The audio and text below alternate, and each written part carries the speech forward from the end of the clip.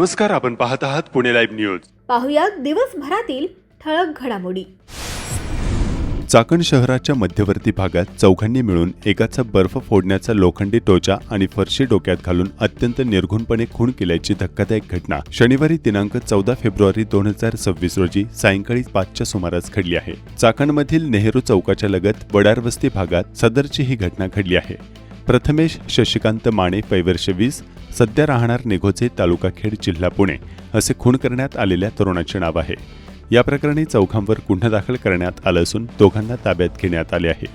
वैभव संजय शिंदे, वय वर्ष 20, राहणार श्रीराम सोसायटी, चाकण, शिक्रापूर रोड, चाकण व एकतानगर, चाकण येथील एक 16 वर्षीय मुलगा असे दोघांना ताब्यात घेण्यात आले आहेत.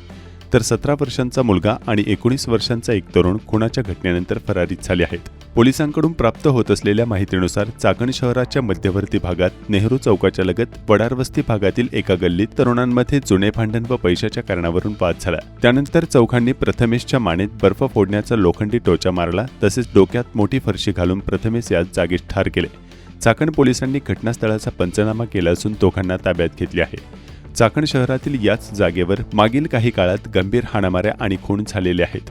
चाकण शहरातील अनेक अवैध धंदे याच भागात चालत असून परिसरातील नागरिक नेहमीच दहशतीत असतात, अशा स्थानिकांच्या तक्रारी आहेत. दरम्यान कालच चाकण जवळील नाणेकरवाडी परिसरात किरकोळ कारणावरून झालेल्या वादातून एका मित्राने दुसऱ्या मित्राची चाकूने वार करून हत्या केल्याची घटना घडली होती. या प्रकरणी दक्षिण चाकण पोलीस स्टेशन यांनी आरोपीला अटक केली आहे. मृत व्यक्तीचं नाव किशोर सुरेश राणे असे असून आरोपी कपिल जितेंद्र कोसलकर याला पोलिसांनी ताब्यात घेतलं आहे. यानंतर आज चाकण शहरामध्ये भर लोकवस्तीत खुनाची घटना घडली आहे. 18 वर्षांची तरुणी राहत्या घरातून बेपत्ता झाल्याची घटना शेलपिंपळगाव, तालुका खेड येथे घडली आहे. या प्रकरणी चाकण पोलिसांत तक्रार देण्यात आली आहे. एसटी बसमधील महिला प्रवाशाचे 5,20,000चे सोन्याचे दागिने 3 अनोळखी महिलांनी लंपास केले. शिवाजीनगर नाशिक एसटीमध्ये मोशी ते खेड दरम्यान ही घटना घडली असून या प्रकरणी चाकण पोलीस ठाण्यात गुन्हा दाखल करण्यात आला आहे. संगीता मोहन जाधव, वय वर्ष 55, राहणार कडूस, तालुका खेड यांनी या प्रकरणी फिर्याद दिली आहे. मोशी येथे 3 महिला 2 लहान मुलांसह बसमध्ये चढल्या. त्यातील एका महिलेने संगीता यांच्याकडे लहान मूल दिले आणि त्यांना हातातील बॅग खाली ठेवण्यास सांगितले.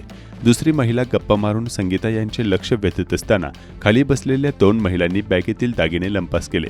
तर चाकण पोलीस अधिक तपास करत आहेत.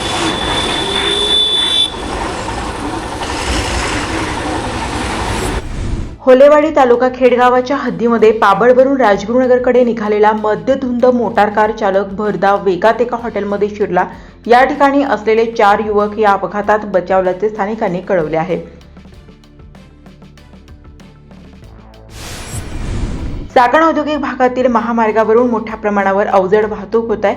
अनेकदा असे अवजड कंटेनर ट्रेलर चालक मद्यधुंद अवस्थेत असे अपघातांना निमंत्रण देत असल्याचे पुणे लाईव्हच्या दर्शकांनी व्हिडिओ पाठवून कळवले आहे.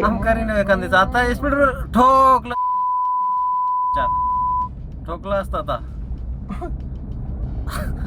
त्याला येऊ गे कसलं चालू ते मारणार आहे बरं काय चाकण चौकापर्यंत जाऊपर्यंत कोणाला तरी. तो बघ तो तो तो कुठं जाते बघ तो. अरे म्हातार मग कडला आहे घाल. अरे अरे केलं काम.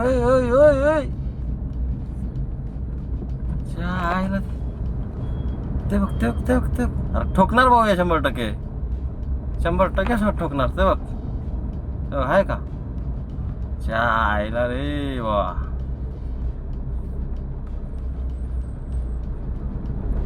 ते बरं ए पुढे नको जाऊ सागे याच्या.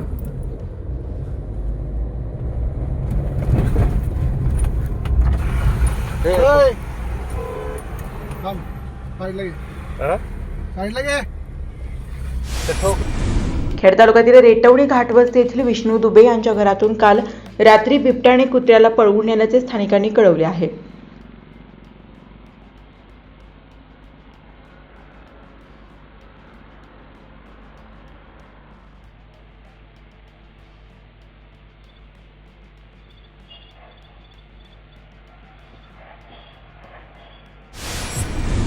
गेल्या वर्षभरापासून शेती पिकासाठी लागणाऱ्या रासायनिक युरिया खतांचा तुटवडा निर्माण झालाय.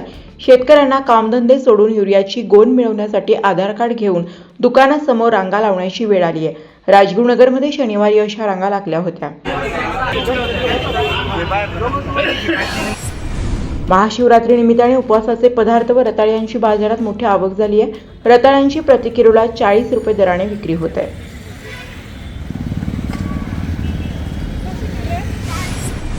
नाणेकरवाडीची कन्या साक्षी परदेशीचे एमपीएससीत यश.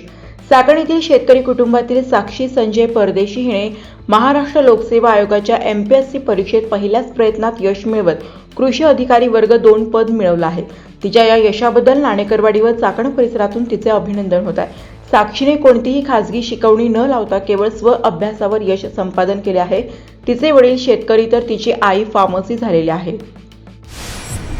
उन्हाची तीव्रता जाणवू लागली असतानाच कलिंगडे बाजारात दाखल होऊ लागले आहेत. कलिंगडाचे भाव सध्या चढे असून कलिंगडाच्या आकारानुसार किंमत घेतली जात आहे. चाकण मार्केटमध्ये शनिवारी आठवडे बाजाराच्या दिवशी वाहतुकीचा अक्षरशः फज्जा उडत आहे.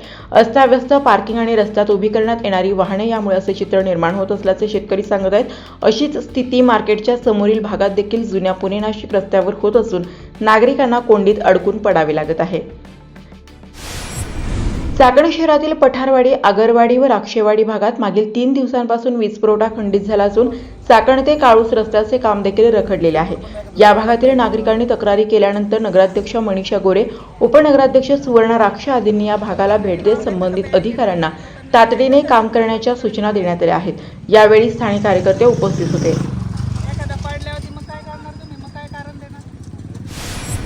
खेड कृषी उत्पन्न बाजार समितीच्या वतीने खेड तालुक्यात निवडून आलेल्या जिल्हा परिषद सदस्यांचा सत्कार करण्यात आला.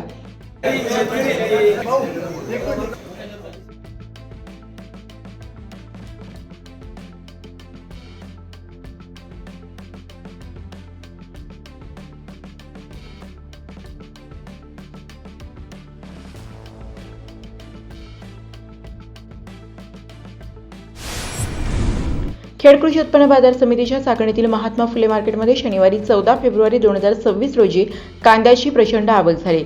आवक वाढल्याने कांद्याच्या दरात प्रति किलो 2 रुपयांची घसरण झाली आहे. चाकण मार्केटमध्ये शनिवारी कांद्याला प्रति किलो 12 रुपयांचा दर मिळाला. बाजार काय तर चांगला आता एवढ्या ह्याच्यात काय खर्च तरी लागतोय का? गुलाब कवळे गाव काळूस काय बाजार झाला? 1000 4 रुपये गेले काही परवडत नाही तसं खर्च मजुरी वगैरे.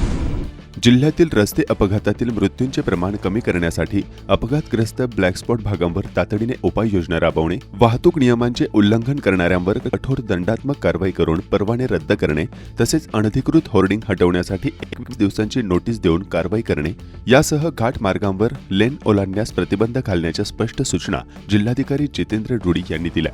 जिल्हाधिकारी कार्यालयात जिल्हा रस्ता सुरक्षा समितीची बैठक आयोजित करण्यात आली. यावेळी सार्वजनिक बांधकाम विभागाचे अधीक्षक अभियंता भरत कुमार बाविस्कर, पुणे शहर वाहतूक शाखेचे उपायुक्त, सहाय्यक उपप्रादेशिक परिवहन अधिकारी, भारतीय राष्ट्रीय महामार्ग प्राधिकरणाचे प्रकल्प संचालक संजय कदम, विविध सामाजिक संस्थांचे प्रतिनिधी आदी उपस्थित होते. बैठकीत जिल्हाधिकारी रुडी यांनी स्पष्ट केले की पुणे जिल्ह्यातील वाहतुकीला शिस्त लागण्यासाठी नियमभंग करणाऱ्यांवर कठोर दंडात्मक कारवाई करावी, दंड न भरणाऱ्या वाहनधारकांचे वाहन चालविण्याचे परवाने रद्द करण्याची कार्यवाही करावी. आतापर्यंत सुमारे 3000 वाहनधारकांचे परवाने रद्द करण्यात आले असल्याची माहिती त्यांनी दिली. वाहतूक कोंडीमागे नियमांचे उल्लंघन हे एक प्रमुख कारण असून नागरिकांनी स्वयंशिस्त पाळणे आवश्यक असल्याचं आवाहनही त्यांनी केलं. जिल्ह्यात वार्षिक 900 पेक्षा अधिक अपघाती मृत्यू होत असल्याचे निदर्शनास येत असल्याने ब्लॅक स्पॉटचे सखोल सर्वेक्षण करून तातडीने सुधारणा करणे गरजेचे असल्याचे अधोरेखित करण्यात आले. मागे झालेल्या बैठकीतील सूचनांनुसार प्रादेशिक परिवहन विभागाने ब्लॅक स्पॉटचे सर्वेक्षण पूर्ण केले असून 42 ब्लॅक स्पॉट होते, त्यातील 15 ब्लॅक स्पॉट काढण्याचे काम सुरू आहे. उर्वरित ब्लॅक स्पॉट काढण्याची संबंधित विभागांनी कार्यवाही करावी असे निर्देशही देण्यात आले. हिंजेवाडी व चाकण परिसरातील वाढत्या वाहतुकीच्या पार्श्वभूमीवर विशेष उपाययोजना करण्याचेही निर्देश जिल्हाधिकारी यांनी दिले. दौंडकरवाडी परिसरातील दौलत करगोड या धनगर समाजातील मेंढपाळ बांधवांच्या मेंढ्यांना विषबाधा झाली, तसेच गायी व म्हैस यांना देखील विषबाधा झाली. विषबाधेमुळे त्यांचे 3 लाख रुपयांचे नुकसान झाले. त्यानंतर जिल्हा परिषद सदस्य व सभापती विजयसिंह शिंदे पाटील यांनी समर्थ फाउंडेशन यांच्या माध्यमातून मेंढपाळ कुटुंबाला आर्थिक मदत केली, तसेच बाजार समितीच्या माध्यमातून देखील मदत करणार असल्याचे सभापतींनी सांगितले. पुणे नाशिक महामार्गावर कुरोळी फाटा भागात रात्रीच्या वेळी एक अपघात झाल्याची घटना समोर आली आहे. विरुद्ध बाजूने येत असलेल्या माल वाहतुकीच्या गाडीची व मोटारीची अशी जोरदार धडक झाली.